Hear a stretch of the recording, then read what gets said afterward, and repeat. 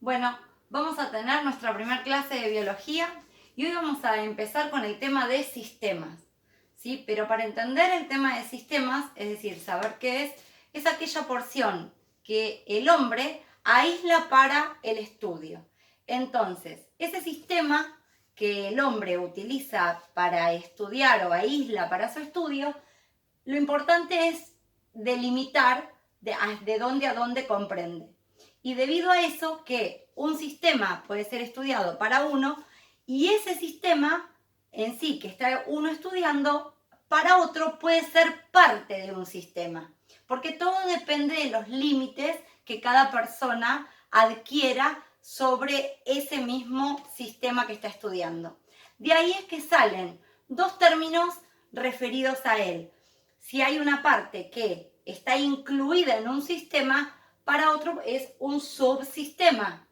Y si el sistema en estudio de una persona es una parte del sistema estudiado, se lo puede entender a esto como un supersistema. Pongamos un ejemplo. Hay una persona que puede estar estudiando el órgano, el corazón. Entonces, para esa persona, ese corazón es su sistema en estudio. Pero para aquella persona que tiene en estudio todo el sistema circulatorio, el corazón es una parte del mismo, ¿sí? Entonces, ahí es donde se diferencian y se establecen los límites, que es importante para este tema. Saber desde dónde a dónde es lo que delimito para el estudio que voy o para determinar qué tipo de sistema es el que estoy trabajando. Entonces, volvemos. ¿Qué es un sistema en sí? Un sistema es un conjunto de elementos que cada elemento cumple una función específica y que en sí todo el sistema cumple una función determinada. Bien, entonces, si ponemos, por ejemplo, el sistema circulatorio, cada órgano que participa en el sistema circulatorio tiene una función específica, pero esa función específica de ese elemento hace a que todo el sistema funcione correctamente. Entonces, fallando un solo elemento del sistema, ese elemento haría que todo el sistema no pueda funcionar. Bien, cuando hablamos de sistema, tenemos que diferenciar o los podemos clasificar, depende a la cantidad de elementos que tenga o depende al intercambio que tenga con el medio. Si lo vamos a clasificar dependiendo de la cantidad de elementos, eso puede ser en simples o en complejos. Simples, pocos elementos, complejos, muchos elementos. Y si lo vamos a clasificar según el intercambio que realiza con el medio, los vamos a clasificar en abiertos, en cerrados o en aislados. ¿Cuándo los clasificamos en aislados? Cuando ese sistema no tiene ningún intercambio. Es decir, ese sistema no tiene ningún intercambio ni de materia ni de energía con el medio externo. ¿Cuándo los vamos a clasificar en cerrados? Cuando el sistema solamente intercambia energía, no materia, solo energía. ¿Y cuándo los vamos a clasificar en abiertos? Cuando ese sistema intercambia materia y energía. Por eso hacemos tanto hincapié en que ustedes puedan diferenciar que materia y energía, ¿sí?, son cosas diferentes. Bien, lo que pasa es que ahora vamos a ver por qué a veces surgen esas dudas o se nos mezclan los conceptos, porque en realidad muchas veces está todo integrado. ¿Cómo hablamos de materia y de energía? Si yo les muestro esta imagen, creo que se ve en blanco y negro, no tengo impresora, es decir, tengo pero no tengo tinta, no se puede salir, estamos en casa, es una persona tomando sol. Si lo tendríamos que ubicar en materia o en energía, piensen, ratito, esa persona está recibiendo lo vemos con la linterna, ¿sí?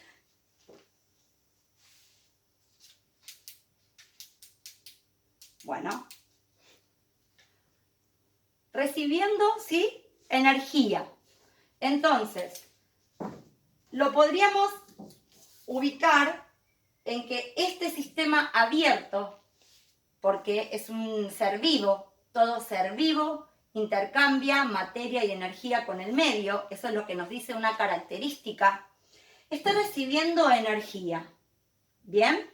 Y le está entregando también energía al medio. ¿Por qué? Porque en forma de calor sale, ¿sí?, despedida energía de su cuerpo hacia el medio exterior. Si nosotros pensamos en una persona tomando agua, podemos ubicarlo, vamos a ponerlo acá, que esa persona está ingresando agua, ingresando materia a su cuerpo. Y también mediante la transpiración, esa persona está liberando agua de su cuerpo. Es decir, ahí es donde vemos el intercambio. Pero ¿qué pasa cuando vemos esta imagen? Está comiendo una triple hamburguesa, ¿sí? Y ahí lo que está haciendo es está incorporando tanto materia como energía. ¿Qué pasó? ¿Por qué con el agua no? Porque las moléculas de agua, así como ingresan al cuerpo, esas moléculas de agua permanecen en el cuerpo, ¿sí?, e intervienen en distintas reacciones, pero no nos entregan energía, ¿bien? En cambio, cuando nosotros incorporamos otro tipo de alimentos a base de proteínas, hidratos de carbono, en la unión de eso, ya lo vamos a ver ahora cuando veamos en esta clase otro tema, en la unión química de los átomos, que en el momento de la digestión esas moléculas se van rompiendo, ahí es donde hay energía almacenada. Nosotros le llamamos energía química. Es decir, cuando estoy incorporando un alimento como la hamburguesa, estoy incorporando materia y energía. Energía que no la veo, obviamente, pero que está metida en esas uniones químicas que forman a esos compuestos. ¿Sí? Entonces, recordemos, sistema aislado, no hay intercambio. Sistema cerrado, solo intercambio de energía. Y sistema abierto, intercambio de materia y energía. Vimos un ejemplo de sistema abierto, vemos un ejemplo de sistema aislado, cerrado, ¿sí? Está formado por partes, está recibiendo, si tiene un almacenamiento de energía, que hay una transformación de energía y entrega energía al ambiente, pero acá no hay ningún intercambio de materia. Bien, y vemos un ejemplo de un sistema aislado, por ejemplo, una tijera. Está formada por distintas partes, cada parte cumple una función determinada, pero esta tijera, de por sí, no hay ningún intercambio con el medio, ni de materia, ni de energía. ¿Bien? Pasamos al otro tema.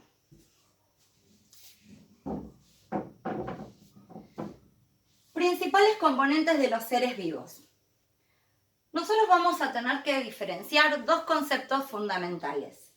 El de bioelementos y el de biomoléculas. ¿Por qué bioelementos o biomoléculas? Porque están presentes en los seres vivos. Cuando hablamos de bioelementos, como la palabra me lo dice, elementos, estoy hablando de átomos, de uno, vamos a tener en cuenta lo que señalamos como CHOMS, ¿sí?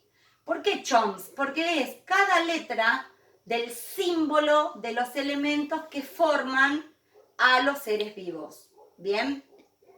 Los seres vivos tienen carbono, hidrógeno, oxígeno, nitrógeno, fósforo, azufre, entre otros también. Estos son los más importantes. Pero cuando hablamos de biomoléculas, recuerden que la molécula es la unión de dos o más átomos, es decir, es la unión de ellos. ¿Bien? Entonces, Ahí vamos a diferenciar, cuando hablamos de moléculas que forman a los seres vivos, entre sustancias inorgánicas y sustancias orgánicas. Hay muchos libros que dicen, por ejemplo, que las sustancias orgánicas son aquellas que tienen el elemento carbono. Lo que pasa es que muchas veces presta la confusión que si yo pienso en el dióxido de carbono, ¿sí? Que es un componente que está en el aire y que puede producirse también de la combustión y de otras cosas, y nosotros la liberamos en el aire después, en el momento de la respiración, ahí lo tengo como una sustancia inorgánica. Entonces, para diferenciar las sustancias orgánicas, nosotros vamos a tomar el grupo que compone a las proteínas. Acordate que estoy hablando no de elemento, estoy hablando de una molécula, una unión de átomos, ¿sí? Me va a formar a las proteínas, a los hidratos de carbono, a las vitaminas, a los lípidos y a los ácidos nucleicos. Y dentro de las sustancias inorgánicas que forman parte de los seres vivos, vamos a tener al agua y vamos a tener a los minerales. Bien, recordemos que todo ser vivo tiene aproximadamente un 75% de agua en su cuerpo, ¿sí? Bien.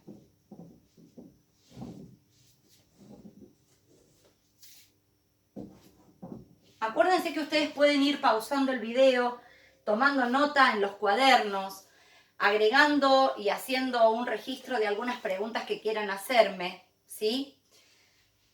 Hablamos de moléculas orgánicas, bien, como dijimos, hidratos de carbono, también le llaman alguna bibliografía carbohidratos o glúcidos, las proteínas, los lípidos, y los ácidos nucleicos y las vitaminas. Estos cuatro que dijimos al principio, nosotros lo que vamos a prestarle importancia, porque cuando veamos digestión vamos a tener que interpretar eso, es que están formados por pequeñas unidades básicas. Es decir, como para entender, yo tengo una pared. Esa pared está formada por un conjunto de ladrillos. Bien, la pared sería cada una de estas sustancias. Y ese ladrillo individual que forma la pared serían los llamados monómeros. Bien, la unidad básica, ese monómero de los hidratos de carbono, se llaman monosacáridos. Los monómeros de las proteínas se llaman aminoácidos. Los monómeros de los lípidos se llaman ácidos grasos.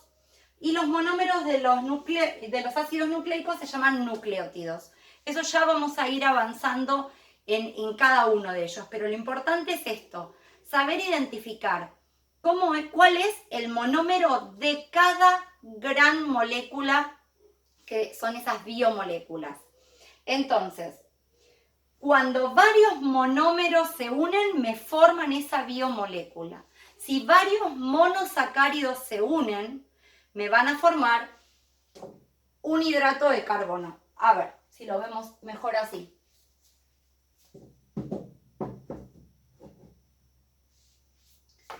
Varios monosacáridos unidos van a formar lo que se llama un polisacárido, poli de muchos, ¿sí? Entonces, por ejemplo, acá hicimos el dibujo de dos monosacáridos formando lo que se llama un disacárido, por dos. Cuando tiene muchos, le llamamos polisacárido. ¿Bien? Hicimos el triángulo para la unidad básica, el monómero de las proteínas. Cada monómero de la proteína se llama aminoácido, ¿sí? Que ahora vamos a ver bien finalizando la clase estructuralmente cómo es. Lo resumimos con un triángulo porque sería de manera muy compleja hacerlo, ¿sí? Acá les presento, a ver dónde está. Acá les presento la estructura, ¿sí? De un aminoácido, por ejemplo. Ya ahora en breve lo vemos. Entonces, un aminoácido unido a otro, haciendo una cadena de aminoácidos, se le llama polipéptido. Todo lo que tenga que ver ese concepto de péptido se relaciona con proteína, ¿sí? Cuando, por ejemplo, dos aminoácidos se unen, solamente le puedo decir que es un dipéptido. ¿Bien? Las unidades básicas de los lípidos dijimos que eran los ácidos grasos. En el caso de para formar un triglicérido, que es eso que generalmente cuando hacemos un análisis de sangre nos hacen un recuento de triglicéridos, ¿sí? Se necesitan 3 ácidos grasos, pero no solamente con eso, sino también se necesita una molécula de glicerol. Con eso yo estaría formando, por ejemplo, los triglicéridos. Y los ácidos nucleicos, ¿sí?, se forman por cadenas de su unidad básica llamada nucleótido. ¿Bien? Un nucleótido unido a otro, a otro, a otro, a otro, me va a formar lo que es una cadena de nucleótidos, que son los que encontramos, por ejemplo, en el ADN o ARN con sus distintas estructuras, ya sea de cadena lineal o de cadena doble, ¿sí? Entonces, monómero es la unidad, es el ladrillo que me va a formar la estructura final. Esos ladrillos, esos monómeros, no siempre son iguales, ¿bien? A veces son de distintos, y ahí en la combinación y en la cantidad que haya, ahí es donde forman a esas moléculas diferentes, ¿sí? Entonces, monómero del hidrato de carbono, monosacárido. Monómero de la proteína, aminoácido. Monómero de los lípidos, ácidos grasos. Monómero de los ácidos nucleicos se llama nucleótido. Acá con respecto a las vitaminas, habíamos dejado, no tienen una estructura específica. Entonces, lo que vamos a dar importancia es que son liposolubles, que son solubles en lípidos, o hidrosolubles, que son solubles en agua. Estas vitaminas tienen 4 características fundamentales. Para el buen estado de salud se necesitan cantidades ínfimas, ¿sí? No grandes cantidades en el requerimiento del cuerpo. Forman parte de reacciones químicas junto a enzimas. Eso es muy importante. ¿Por qué? Porque para que se dé una reacción química necesaria, no todas, en mi cuerpo, se necesitan a veces alguna cierta vitamina que tiene que estar presente. Hay que tener en cuenta que no son principales fuentes de energía. Es decir, vamos a ver ahora en las funciones de cada uno de estos grupos que muchas forman parte de aportan energía.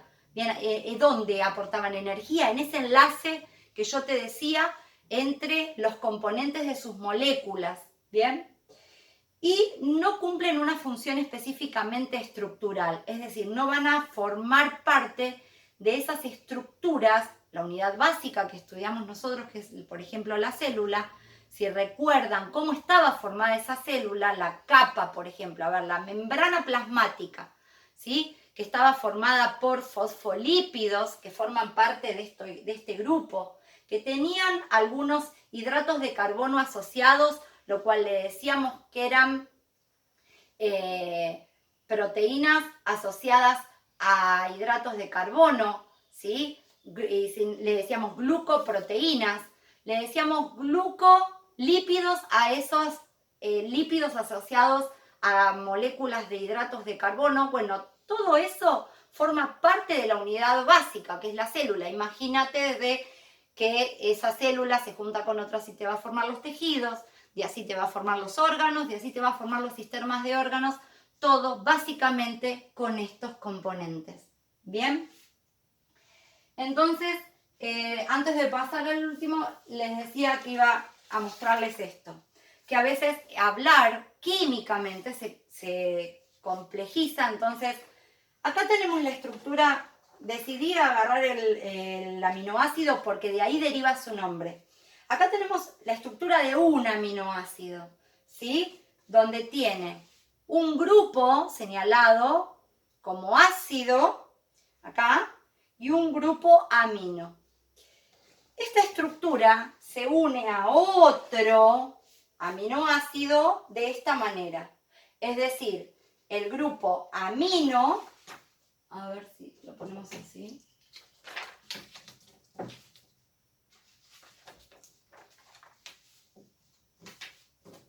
El grupo amino se va a unir al grupo ácido del otro aminoácido. De ahí es que deriva su nombre.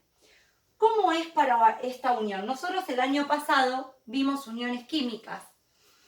En esas uniones químicas vimos que estos enlaces estaban simbolizados por una línea, pero en realidad ahí están participando dos electrones. Un electrón de un elemento y otro electrón del otro elemento. Bien, entonces, ¿cómo es que ocurre esta unión? Y así lo vamos a poder interpretar. Este electrón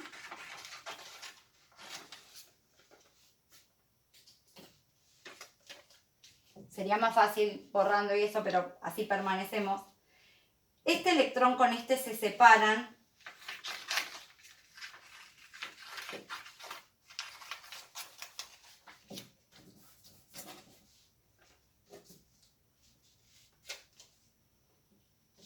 Y esto se uniría acá.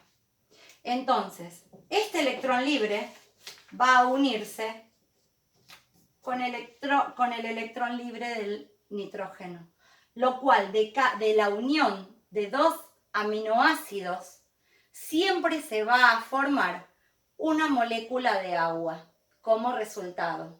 Acá lo que tenemos es un dipéptido, dos aminoácidos. Y esa unión,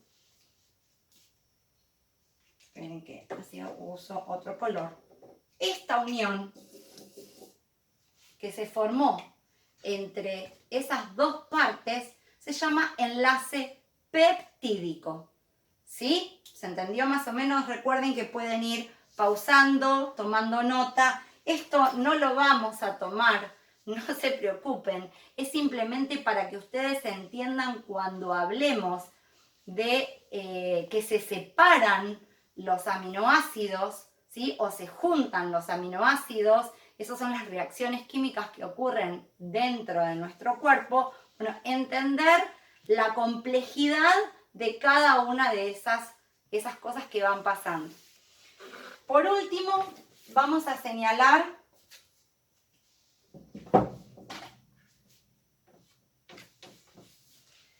tres funciones generales de todos esos componentes orgánicos que vimos.